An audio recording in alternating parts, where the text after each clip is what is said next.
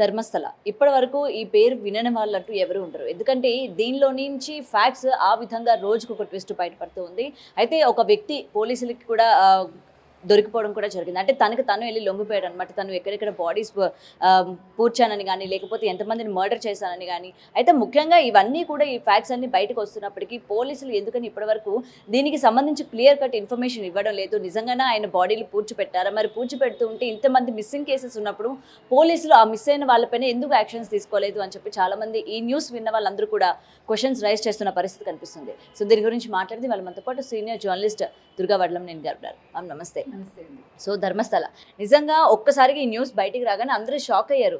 ఏంటి ఇంత sensation news, ఎందుకు అసలు జనాలు ఎవరు పట్టించుకోవట్లేదు, ఎందుకు ఏ మీడియాలో ఎక్కువ శాతం చూపించట్లేదు అంటే దీని వెనక ఒకవేళ బయటకు వచ్చి ఎవరు మాట్లాడినా అటు కర్ణాటక ప్రభుత్వం నుంచి కూడా ఈ వీడియోలు డిలీట్ చేస్తున్న పరిస్థితి కూడా కనిపిస్తుంది. అంటే ఏవైనా అందులో ఉన్న వాళ్ళని తప్పించే ప్రయత్నం చేస్తున్నారా, లేకపోతే ఇందులో నిజాలు ఏంటి, నిజంగానే అంతమంది డెడ్ బాడీస్ని ఉన్నాయా, డెడ్ బాడీస్ పూడ్చిపెట్టారా, స్కెల్టన్స్ బయటికి తీయడానికి వీళ్ళు ఏమైనా సందేహిస్తున్నారా అన్న చాలా క్వశ్చన్స్ ఇవాళ మాట్లాడుతూ ఉన్నారు. సో ఏం చెప్తారు ముఖ్యంగా ఈ కేసు గురించి? మీరు అన్నట్టుగా ఇవాళ ఒక యూట్యూబర్ దీన్ని బయటకు తీసుకురావడం జరిగింది. తీసుకొస్తే అతనికి 50 లక్షల వ్యూస్ కూడా వచ్చాయి. కానీ అతనిది బ్యాన్ చేసినట్టున్నారు. మరి అతని మీద కేసు కూడా పెట్టినట్టున్నారు. నేను అనేది ఏంటంటే ఇలాంటి సంచలన విషయాలు బయట పెట్టినప్పుడు ప్రభుత్వం చేయాల్సిన పని ఏంటంటే, ఇది 100 మంది పైగా అమ్మాయిలు మిస్ అయ్యారంటే అందులో బాలికలు ఉన్నారు, చిన్నపిల్లలు ఉన్నారు, అంటే చిన్నపిల్లలు అంటే యువతలు ఉన్నారు, తర్వాత పెళ్ళైన వాళ్ళు కూడా ఉండొచ్చు, మనకు తెలియదు. సో ఇక్కడ జరిగింది ఏంటంటే, ఒక స్కావెంజర్ ఎవరైతే ఉన్నారో అక్కడ పనిచేసిన వాళ్ళు, అతనే పూడ్చిపెట్టాడు ఇవన్నీ కూడా. అతను లాస్ట్కి ఒక అమ్మాయిని, అంటే స్కూల్ డ్రెస్లో ఉండే ఒక పిల్లని పాడు చేసి తీసుకొస్తే ఆ పిల్లని పూడ్చిపెట్టడం జరిగింది. ఆ పిల్ల అతను చుట్టం అవుతుందట. అప్పుడు అతను భయపడి పారిపోయి కొన్ని సంవత్సరాల తర్వాత వచ్చి అతను ఇవన్నీ చెప్పడం జరిగింది పోలీసుల ముందు. ఎందుకంటే నాకు మనస్సాక్షి ఒప్పుకోవట్లేదు, నేను నిద్రపోలేకపోతున్నాను అని చెప్పి ఆ స్కావెంజర్ వచ్చి చెప్పడం జరిగింది. చెప్పాక దీని మీద కర్ణాటక ప్రభుత్వం పూర్తిగా సరిగా స్పందించలేదు. ధర్మస్థల అనేది ఒక ఏమనాలి, ఒక పవిత్రమైన ప్రదేశం అని అనుకుంటారు. అలాంటి చోట్ల ఇంతమంది అమ్మాయిలు ఎందుకు ఈ రకంగా జరిగింది?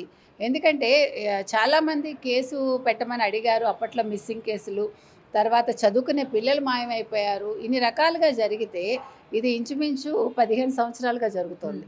15 సంవత్సరాల క్రితం ఆగిపోయింది. యాక్చువల్గా 2014 వరకు జరిగింది ఇది. ఇంచుమించు 2014 అంటే 2000 ఎన్నో సంవత్సరంలో మొదలైంది, 2005లోనే ఎప్పుడో మొదలైనట్టుందండి. 2014లో అతను భయపడి పారిపోయాడు ఆ స్కావెంజరు. అయితే మీకు ఇది జరిగినప్పుడు ఎక్కువ కాంగ్రెస్ ప్రభుత్వాలే ఉన్నాయి. మీరు గమనిస్తే బీజేపీ ప్రభుత్వం ఒక్కసారే ఉన్నట్టుంది. సరే, ఏ ప్రభుత్వం ఉన్నా ప్రభుత్వ బాధ్యత అది.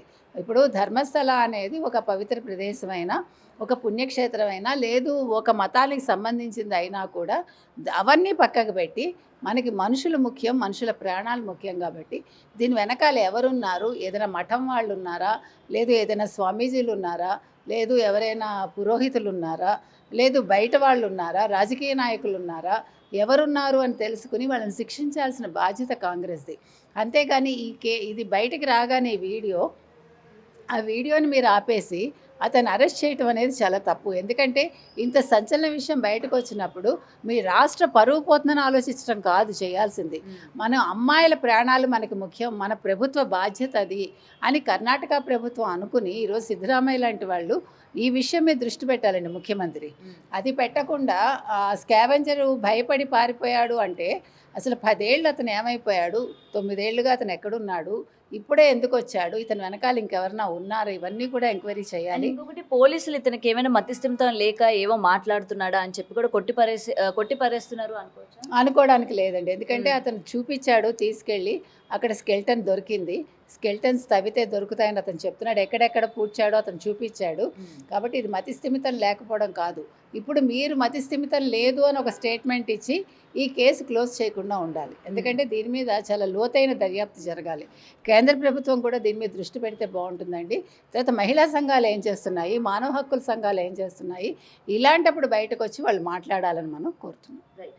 సో ఇంకొకటి మేడం, ఇంతమంది అమ్మాయిలు అంటే మిస్సింగ్ అయినప్పుడు కనీసం ఇక్కడ పోలీసులు కూడా తగిన దర్యాప్తు చేయకుండా, లేకపోతే అసలు ఇంతమంది అమ్మాయిలు మిస్సింగ్ కేసులు నమోదవుతున్నప్పుడు ఏం జరుగుతుంది ఏంటి అని కూడా వాళ్ళ దృష్టికి పెట్టకపోవడం వల్లనే ఇన్ని కేసెస్ పెరిగాయి అనుకోవచ్చా? అంటే అక్కడ ఖచ్చితంగా. గవర్నమెంట్ సరిగ్గా లేదు. ఇప్పుడు అదే అంటున్నాను. ఇప్పుడు ఒక కేసు రాగానే దాని మీద దృష్టి పెట్టుంటే ఇంకోటి రాదు. అంటే రెండో తప్పు జరగదు.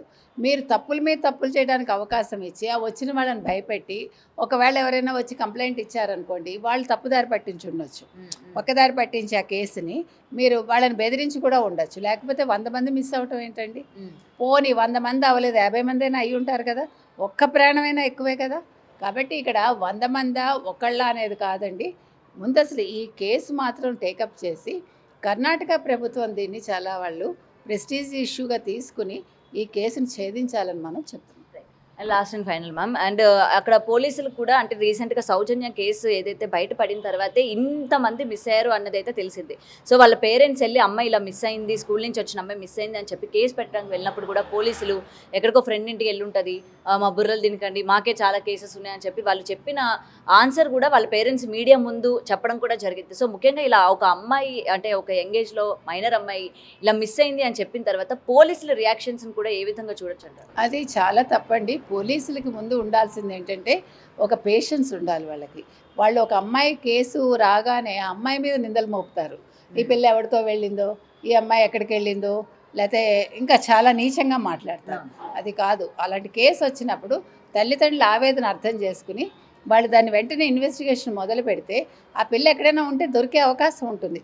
ఇప్పుడు ఒక పిల్ల తప్పిపోయింది అని చెప్పగానే మీరు అరగంటలోపు ఆ పిల్లని పట్టుకోగలిగితే ఆ అమ్మాయి మీద అత్యాచారం జరగకుండా ఉంటుంది. ఆ పిల్ల ప్రాణాలు కూడా మీరు దక్కించిన వాళ్ళు అవుతారు. కాబట్టి పోలీసులు ఇట్లాగా ఏదో ఏమంటారు టోస్ మీద వెళ్ళాలి ఇలాంటి వాటికి. అంటే పరిగెట్టుకుంటూ వెళ్ళి ఆ కేసును ఛేదించేలాగా, అంటే పోలీస్ వ్యవస్థ బలోపేతంగా ఉండాలి. మనకి ఇంకా పోలీస్ శాఖలో ఎక్కువ మంది జాయిన్ అవ్వాలి ఈ లెక్కన. అంటే ఒక పోలీస్ స్టేషన్లో ఇంతమంది అని కాకుండా మీరు సిబ్బందిని పెంచండి. కేసులు ఎక్కువ వస్తున్నప్పుడు సిబ్బందిని పెంచండి. సిబ్బందికి మీరు సరైన ట్రైనింగ్ ఇవ్వండి. అలసత్వం వద్దు. మీరందరూ కూడా అందరు పోలీసులు అవినీతి పరులు కాదు, అందరు పోలీసులు చెడ్డవాళ్ళు ఉండరు. మంచివాళ్ళు ఉన్నట్టే చెడ్డవాళ్ళు ఉంటారు. సో ఆ చెడ్డతనం పోగొట్టండి. ఇప్పుడు మీరు ఆ విషయంలో మీరు ఒకప్పుడు బీఆర్ఎస్ కొద్దిగా బెటర్గా చేసింది. ఎందుకంటే పోలీసులు జీతాలు పెంచి వాళ్ళకి సెలవు ఇచ్చి అలాంటివన్నీ కూడా పాటించాలి. ప్రభుత్వం ఏదైతే ఏమైంది మంచి ఉన్నప్పుడు ఇంకో ప్రభుత్వం దాన్ని పాటించవచ్చు. కాబట్టి అలా తెలంగాణను ఆదర్శంగా తీసుకుని మిగతా రాష్ట్రాలు కూడా అలాంటివి ఇంప్లిమెంట్ చేస్తే బాగుంటుంది. Thank you ma'am. For more videos like this, subscribe Big TV channel.